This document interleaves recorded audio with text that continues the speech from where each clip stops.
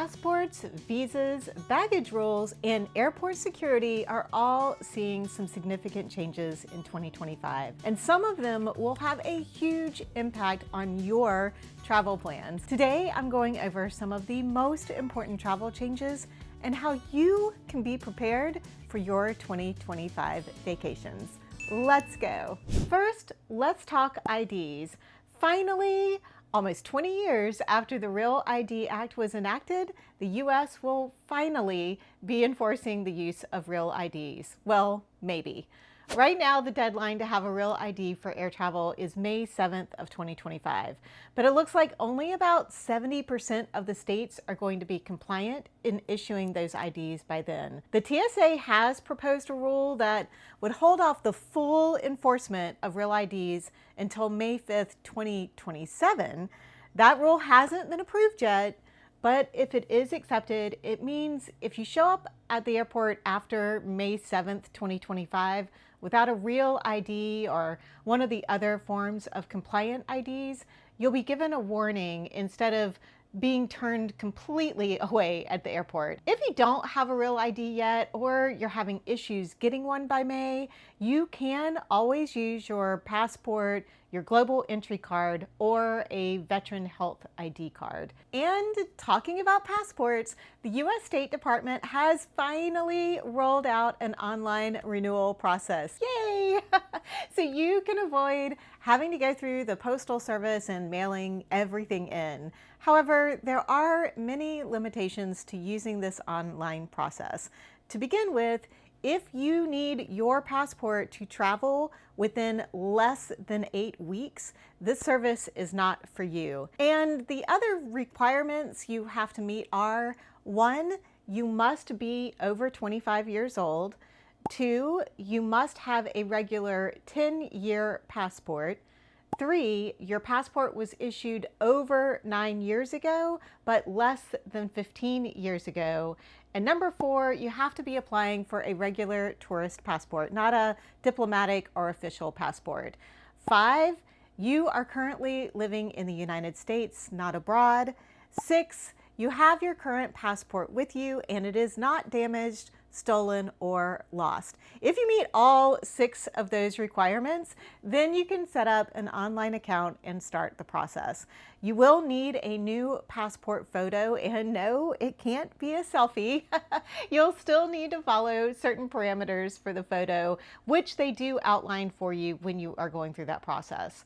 And the last big thing you need to be aware of to use the system is that once you submit your application, your current passport, the one you will still have in your hand, immediately becomes invalid and you cannot use it. So you definitely want to make sure you have plenty of time before your next vacation, before you start the online process. And really, any passport renewal process, you need to give yourself plenty of time because you never know when there might be a backlog. The third big change that is going to be implemented in 2025 is the ETIAS, the Electronic Travel Authorization System for visitors from countries that are not currently part of the EU. And yes, that means the US.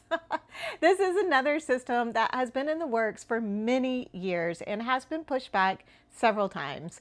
The system was supposed to open for applications this month, but a few countries still do not have their systems up and working yet.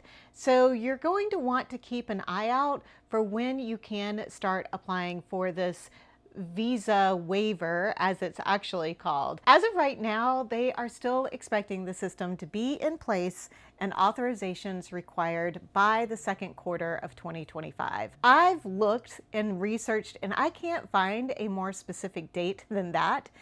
And if this is the first time you are hearing about the ETIAS and you don't live in an EU country, the main things you need to know are that you will have to apply and pay for the authorization online before you arrive in the EU, no matter your age.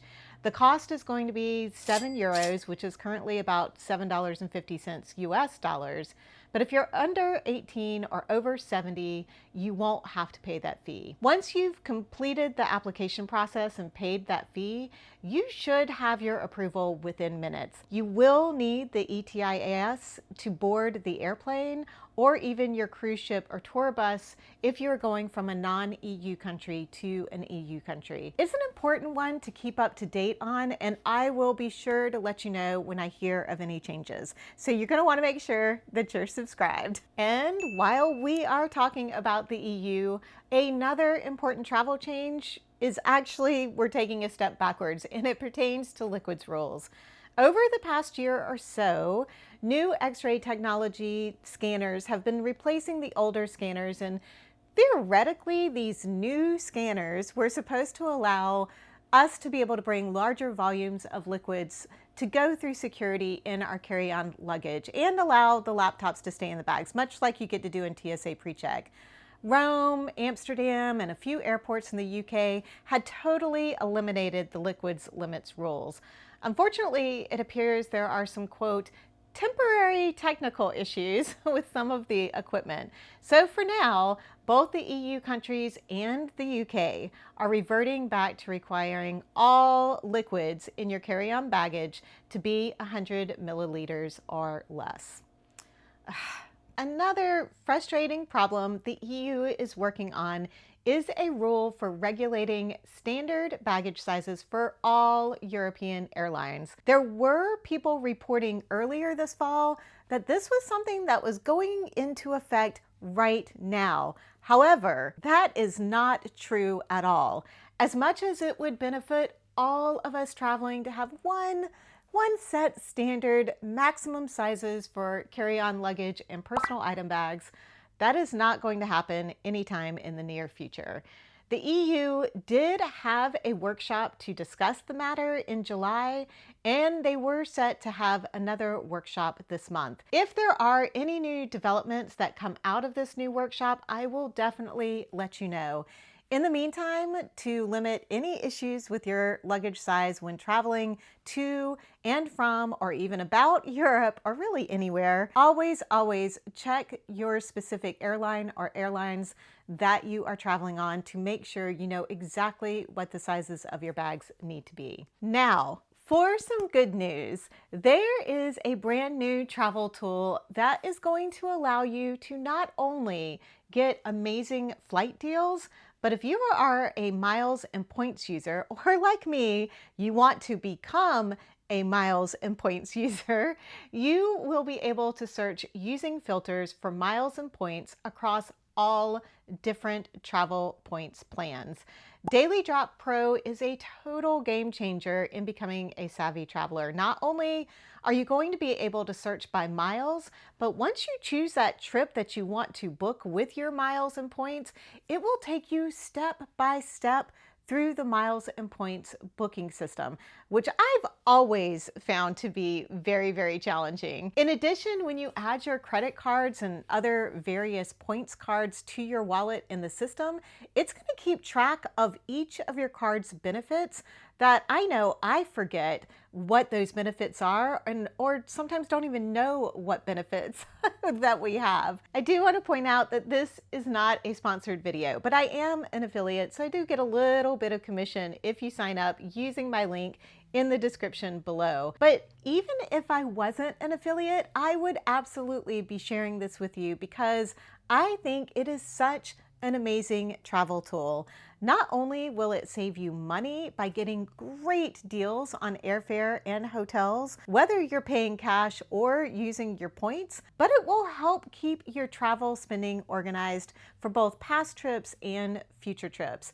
Given that this system was created by the expert travelers that we all know and love, Kara and Nate, I am not surprised that they have thought of all the ways to make this a super easy, user-friendly system. Daily Drop Pro is just launching now, and they are offering some incredible deals to the first people who sign up. So go check it out. It might just be how you find your next bucket list trip for a bargain. And you know you want to get those bucket list trips in for 2025, right? Continuing on with the good news, the U.S. Department of Transportation passed several new rules for airlines to improve the, quote, passenger experience. Most of the rules have gone into effect or will be in effect by the end of this month. There are a few that might be a little bit later. The three most impactful ones are: 1, the airlines are now required to give you a no-hassle refund or a voucher that is good for 5 years if your flight is canceled or significantly delayed. 2, if your checked luggage does not arrive within 12 hours domestically or 15 to 30 hours internationally, kind of depending on the length of your flight, the airlines must refund you those checked bag fees immediately.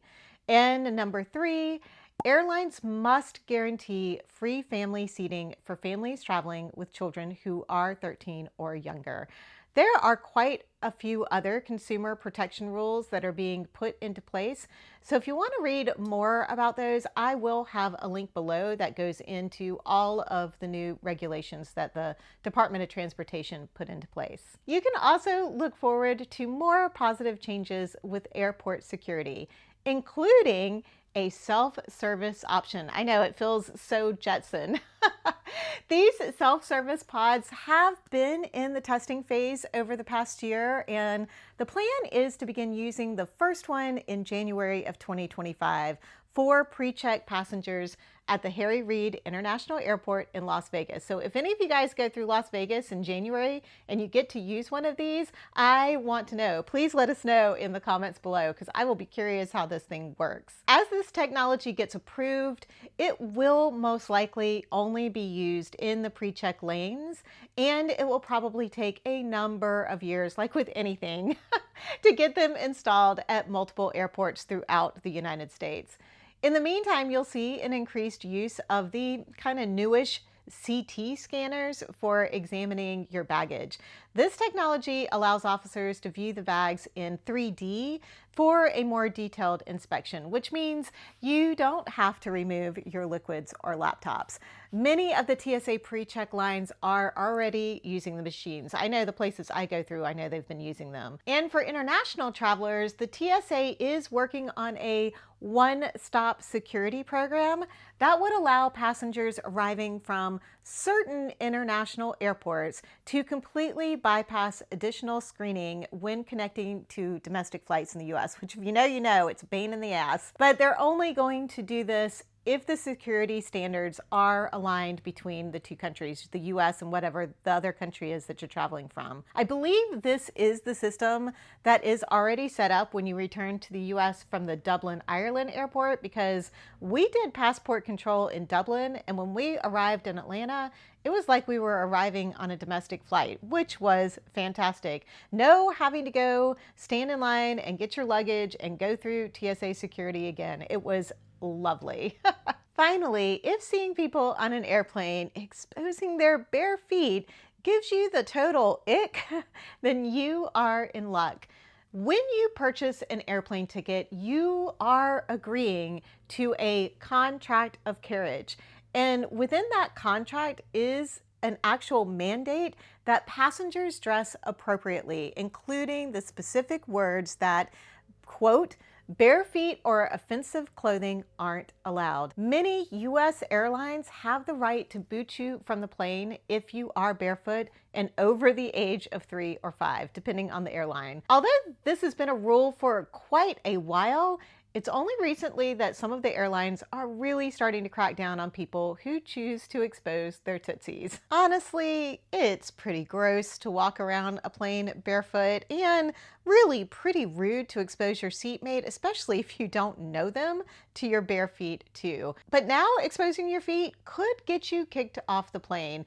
It's best to at least keep your socks on and make sure those are some compression socks that you are wearing, especially for those long flights. And if you need help finding a great pair of shoes to wear on your travel days, just check out this video over here. Thank you so much for watching, and I hope you have safe and wonderful travels.